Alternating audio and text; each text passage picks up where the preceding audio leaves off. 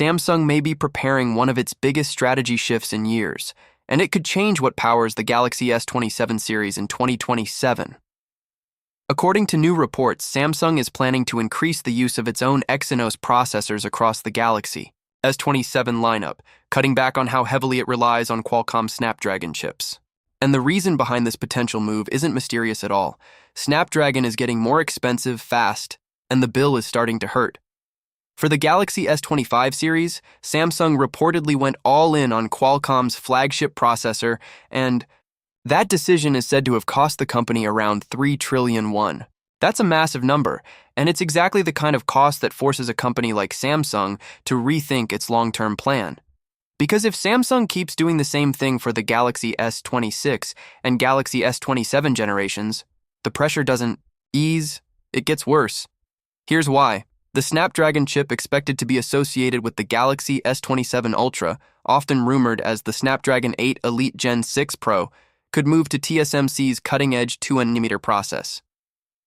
Great for performance potential, sure, but bad news for cost. Advanced nodes like 2nm don't come cheap, and if Qualcomm's next premium chip is priced higher again, Samsung has 3 choices, and none of them are perfect. Option 1. Absorb the extra cost internally, which squeezes profit margins.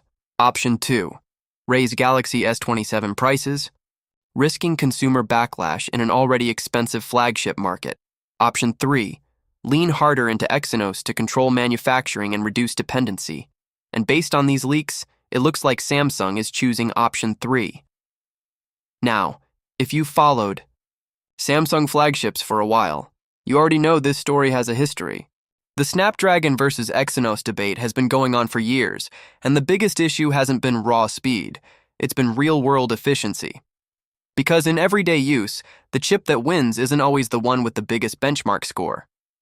It's the one that stays cool, lasts longer on battery, and delivers consistent performance without aggressive throttling, and that's where Exynos has often struggled compared to Qualcomm. Recent real-world discussions around the Exynos 2600 paint a mixed picture. The chip is said to perform well in certain areas, but still trails Snapdragon when it comes to power efficiency, thermals, and battery life, the 3 things that matter most when you're paying premium flagship money. So naturally, the big question becomes, why would Samsung risk increasing Exynos usage in the Galaxy S27 series if the reputation is still complicated? The answer is simple. Samsung has more incentive than ever to make Exynos work. Samsung doesn't just want to save money. It wants control.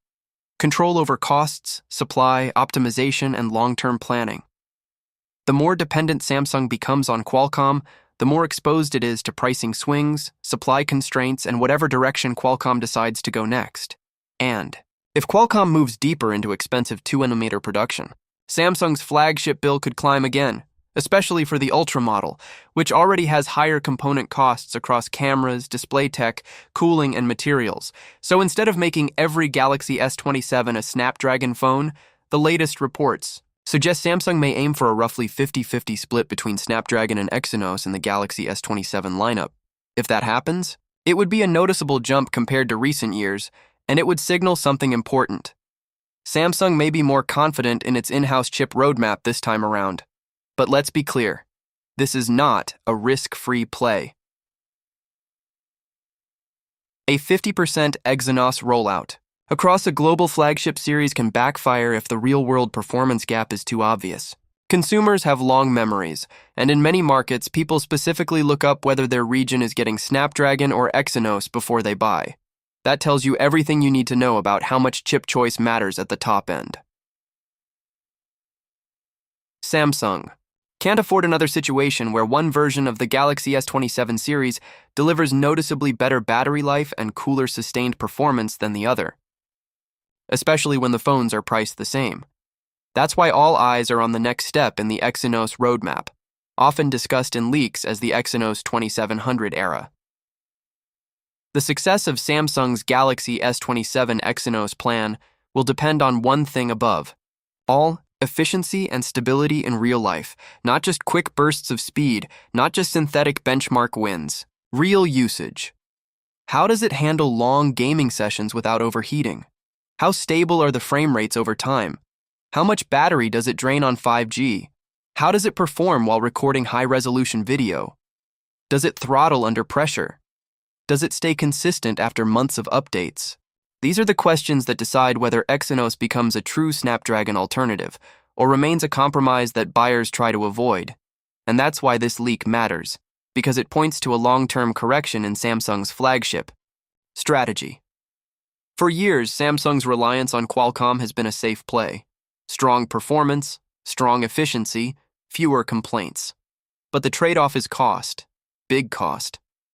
Now that Snapdragon prices are reportedly becoming harder to justify, Samsung appears to be rebalancing, not necessarily abandoning Qualcomm, but reducing dependency, building leverage, and pushing its own silicon harder.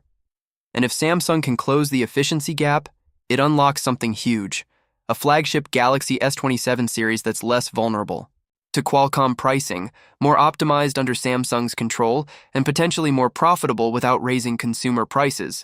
But if Samsung can't close that gap, if Exynos still runs hotter, drains more battery, or throttles harder, then the Galaxy S27 series could face the same criticisms we've seen before, just on a bigger scale.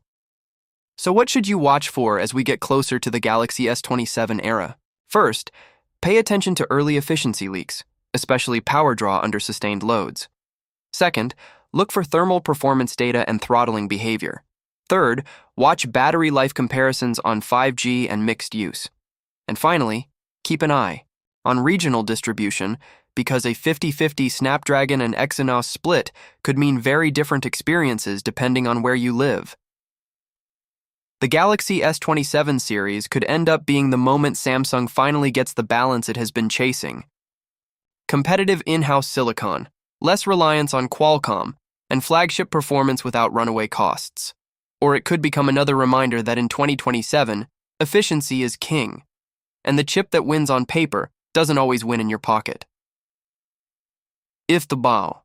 You want the latest Galaxy S27, Exynos 2700, and Snapdragon 8 Elite Gen 6 Pro updates as new leaks drop. Subscribe for more daily tech coverage, because this story is only going to get bigger from here.